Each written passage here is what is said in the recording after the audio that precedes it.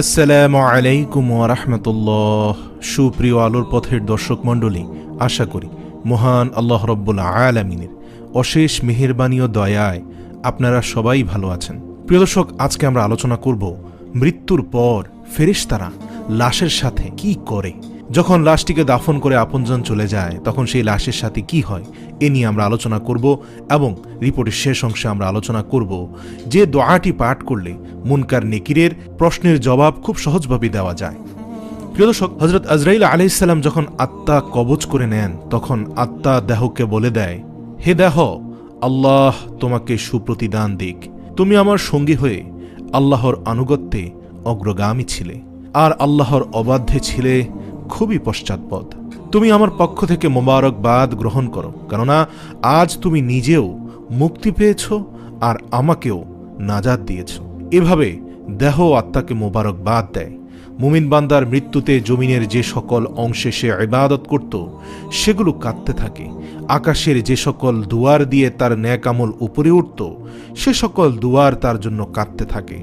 যে দরজা দিয়ে তার রিজিক নেমে আসত সে দরজাও কাঁদতে থাকে। আকাশ জমিনের এই ক্রন্দন দীর্ঘ 40 দিন পর্যন্ত অব্যাহত থাকে। মালাকুল মউত যখন তার আত্মা কবজ করে নেয় তখন তার দেহের হেফাজতের জন্য সেখানে 500 ফেরেশতা দাঁড়িয়ে থাকে। যদি কেউ তার লাশের পাশ ফিরাতে চায় তখন ফেরেশতারাও এ কাজে মানুষকে সহযোগিতা করে। এমনকি কাফন পরিধান ও সুগন্ধি মাখানোর কাজেও ফেরেশতারা অংশ নেয়। লাশের সম্মানার্থে ফেরেশতারা দুটি সারি করে ঘর থেকে কবর পর্যন্ত দাঁড়িয়ে যায়। জানাজা যখন অতিক্রম করে তখন তারা অভ্যর্থনা জানায়, তার জন্য ক্ষমার প্রার্থনা করে। মুমিনের মর্যাদার এই অবস্থা দেখে ইবলিশ এত জোরে চিৎকার করে ওঠে যে তার দেহের হাড়ের কোনো কোনো গ্রন্থির বন্ধন এ সময় শোকে পরিতাপে ছিঁড়ে যায়। সে আক্ষেপের সাথে তার সঙ্গীদের বলতে থাকে, তোমাদের সর্বনাশ হোক, এই বান্দা তোমাদের ফাঁদ থেকে কিভাবে ফসকে গেল? ইবলিশের সঙ্গীরা বলে, এ নিষ্পাপ ছিল তাই আমাদের ফাঁদে আটকায়নি। মালাকুল মউত যখন তার আত্মাকে নিয়ে আকাশে আরোহণ করে তখন হযরত জিবরাইল আলাইহিস সালাম 70,000 ফেরেশতা নিয়ে তাকে অভ্যর্থনা জানায়।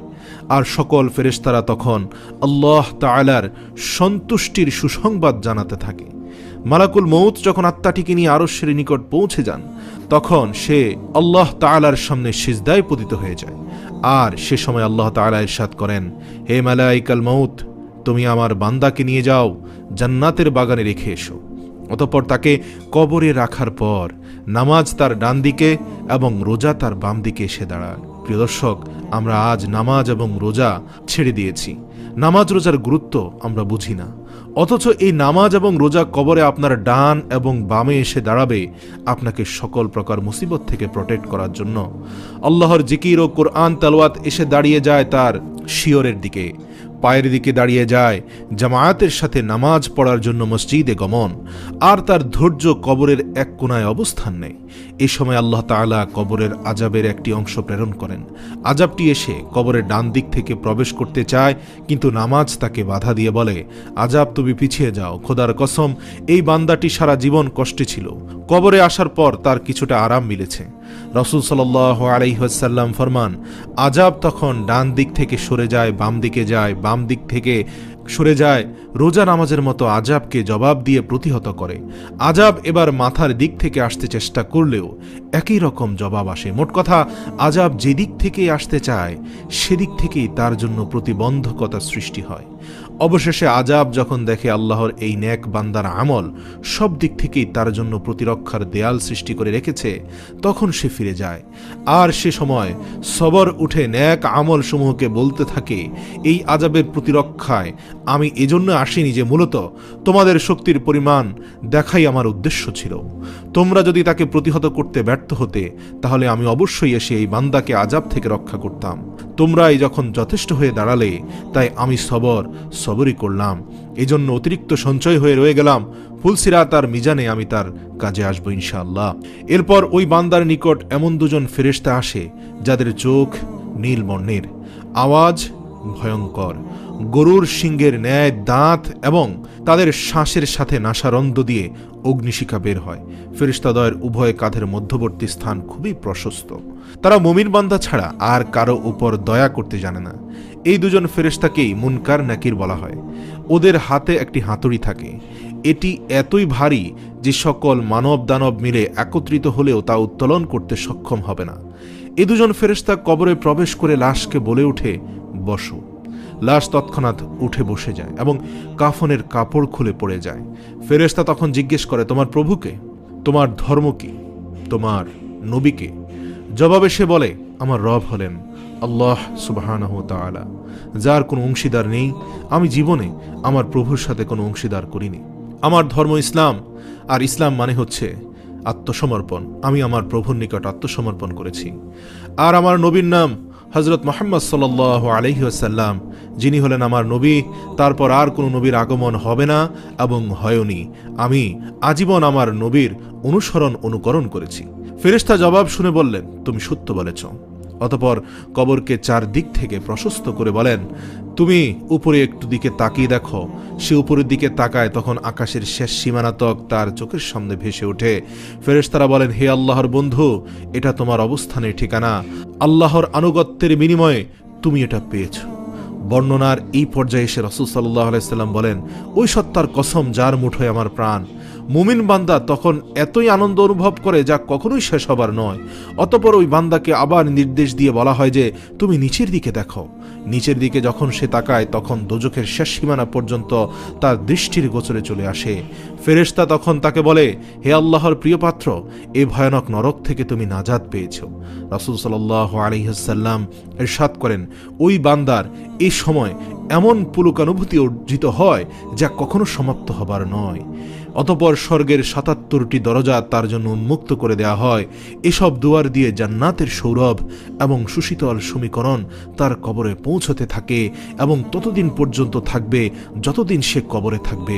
রাসূল সাল্লাল্লাহু আলাইহি ওয়াসাল্লাম আলোচনার ধারাবাহিকতা অব্যাহত রেখে বলেন, এরপর আল্লাহ তাআলা মালাকুল মউতকে নির্দেশ দিয়ে বলেন, তুমি আমার দুশমনের নিকট যাও এবং তাকে আমার কাছে নিয়ে এসো। আমি প্রাচুর্যের সাথে তাকে রুজি দিয়েছি, সীমাহীন নিয়ামতের বাড়িপাত করেছি তার উপর, কিন্তু সে আমার সাথে শুধু অবাধ্যতাই করে ফিরেছে। এবার এই দুশমনকে আমার নিকট হাজির করো। মালাকুল মউত আল্লাহর নির্দেশ পেয়ে এমন কদাকার বেশে ওই বান্দার নিকট আগমন করে যে কেউ কোনোদিন এমন আকৃতি দেখেনি। তার 12টি চোখ থাকে, তার কাছে এমন একটি লৌহ শালাকা থাকে যা শাখা ও কাঁটা বিশিষ্ট। মালাকুল মউতের সাথে আরও 500 ফেরেশতা থাকে। এদের প্রত্যেকের হাতেই থাকে জাহান্নাম থেকে নিয়ে আসা আগুনের চাবুক। মালাকুল মউত অবাধ্য বান্দাকে চাবুক দিয়ে এমনভাবে আঘাত করতে থাকে যে প্রতিটি কাঁটা তার সারা দেহে তন্ত্রের মূলে বিদ্ধ হয়ে যায়। অতঃপর সেটি পাকিয়ে টেনে বের করে এবং তার পায়ের নখের তলদেশ থেকে পর্যন্ত আত্মাকে বের করে নিয়ে আসে। এরপর সেই লৌহ শলাকাটি তার উভয় পায়ের গোড়ালিতে ঢুকিয়ে দেওয়া হয়। তখন আল্লাহর এই দুশমনের এতই কষ্ট হয় যে বেদনায় সে কাতরাতে থাকে। এমন সময় বাকি ফেরেশতারা তাদের হাতের চাবুক দিয়ে তার মুখমণ্ডল এবং পশ্চাৎদেশে অনবরত প্রহার করতে থাকে, কেননা সে তার আত্মাকে শরীর থেকে সহজে বিচ্ছিন্ন করতে চাচ্ছিল না। এ সময় তার আত্মাকে টেনে হিঁচড়ে সারা দেহ থেকে গোড়ালিতে নিয়ে আসা হয়। শাস্তির এই পর্যায়ে শলাকাটি তার হাঁটুতে ফোটানো হয়। তখন বেদনায় সে ছটপট করতে থাকে। এমন সময় ফেরেশতারা আবার আগুনের চাবুক দিয়ে তার মুখ ও নিতম্বে মারতে শুরু করে। হাঁটু থেকে শালাকাটি বের করে ঢুকানো হয় তার নিতম্ব দেশে, অতঃপর বুকে এবং সবশেষে কণ্ঠনালীতে। অতঃপর পূর্বের মতোই সেটিকে টেনে বের করা হয়। এরপর ফেরেশতারা জাহান্নাম থেকে সংগ্রহ করা অঙ্গার তার থুতনির নিচে বিছিয়ে দিয়ে বলে, হে অপবিত্র আত্মা, তুমি বেরিয়ে আসো। তুমি থাকবে প্রখর বাষ্পে, উত্তপ্ত পানিতে এবং ধূম্রকুঞ্জের ছায়ায়, যা শীতল নয় এবং আরামদায়কও নয়। সূরা ওয়াকিয়া আয়াত নম্বর 42 থেকে 44। প্রিয় দর্শক, আমরা আজকে এই হাদিস থেকে সুস্পষ্টভাবে বুঝতে পারলাম এই মাহে রমজান আমাদের জন্য কতটা গুরুত্বপূর্ণ। এই রমজানের সিয়াম সাধনা কবরে আমার বাম পাশে এসে দাঁড়াবে এবং আমার সালাত আমার ডান পাশে এসে দাঁড়াবে। প্রিয় দর্শক, শুধু রমজান কেন, বাকি 11টি মাসও আমাদের রব্বুল আলামিনের নিকট মাথা নত করে আমাদেরকে কবরের চিন্তায় মগ্ন থাকতে হবে। আমাদেরকে কবরের সামান জোগাড় করতে হবে, কারণ এই অন্ধকার কবরে আমাদেরকে সাহায্য করার মতো আমাদের ন্যাক আমল ব্যতীত আর কিছুই নেই। প্রিয় দর্শক, আসুন এই মাহে রমজান ঈমান এবং আমল তৈরি করার সময়। আসুন এই পর্যায়ে আমরা জেনে নিব কবরে মুনকার নেকিরের সওয়াল জবাবে সাহায্য পাওয়ার উপায়। আমরা একটি দোয়া শিখে নিব। যে ব্যক্তি প্রতিদিন এই দোয়াটি পাঠ করবে তার জন্য আল্লাহ তাআলার পক্ষ হতে অনেক রহমত বর্ষিত হবে। তবে এই দোয়াটি একটি বিশেষ উপায়ে পাঠ করতে হবে। এই দোয়াটি পাঠ করলে তিনটি সুবিধা পাওয়া যায়।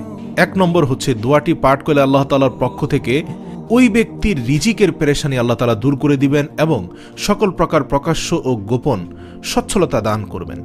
কবরে মুনকার নেকিরের সওয়াল জবাবে সাহায্য করবেন। সুবহানাল্লাহ। প্রিয় দর্শক, আমরা সকলেই দোয়াটি শিখে নেই। দোয়াটি হচ্ছে লা ইলাহা ইল্লাহুল মালিকুল হাক্কুল মুবিন, লা ইলাহা ইল্লাহুল মালিকুল হাক্কুল মুবিন।